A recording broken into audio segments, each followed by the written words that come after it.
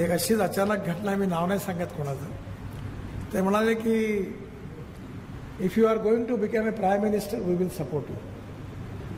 म्हणलं why you should support me and why I should take your support. To become a prime minister is not aim in my life. I am loyal to my conviction and my organization.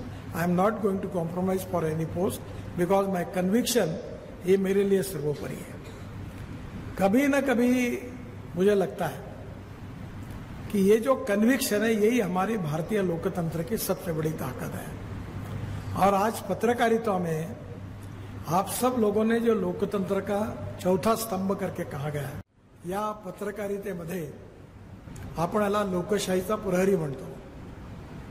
आणि जशी व्रतस्थ पत्रकारिता आहे तशी सुपारी पत्रकारितेची पण काही कमी नाही आहे. आजकाल राईट ऑफ इन्फॉर्मेशन मिळाला, चांगलं झालं, पण त्या निमित्ताने अनेक लोकांनी मर्सिडीज गाड्या विकत घेतल्या.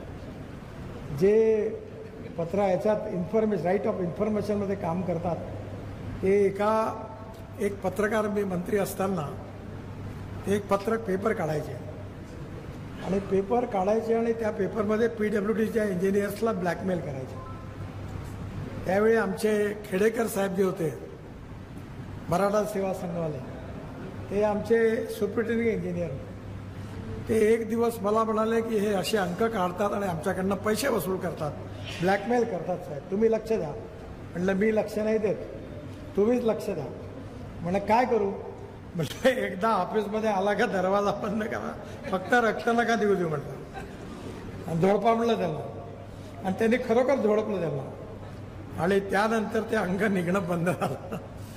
कान्यात हा मराठवाड्यामध्ये एका गावामध्ये पत्रकार असे होते की तिथे आमचे एक AC होते, फार सज्जन माणूस होता. तो घाबरायचा. मी गेस्ट हाऊसमध्ये गेल्यावर तो साहेब रडायला आला आणि म्हणाला माझी इथून बदली करा. मी म्हटलं काय झालं? नाव नाही सांगत गावाचं.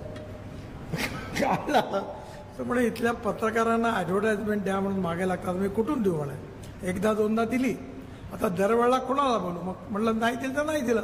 नाही साहेब म्हणे एका पत्रकाराने एका महिलेला आणलं आणि तिने मला मिठी मारली म्हणे, आणि पोलीस कंप्लेंट केली की माझा विनयभंग केला, आता मला इथून ट्रान्सफर करा, मला इथं राहायचं नाही.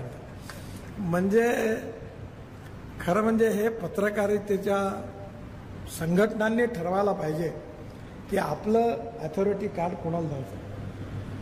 त्यामुळे स्वाभाविकपणे मग त्या क्षेत्राची पण बदनामी होते. पण अशी पण उदाहरणं आहेत की जे आयुष्य अतिशय गरिबीमध्ये जगले, अतिशय कष्टाचं आयुष्य जगले, जीवनामध्ये अनेक संघर्ष त्यांना करावा लागला, आणीबाणीच्या काळामध्ये तर अनेक लोकांना जेलमध्ये जावं लागलं, पण त्यांनी आपल्या पत्रकारितेच्या कटिबद्धतेला, आपल्या विचारधारेला कधी सोडलं नाही.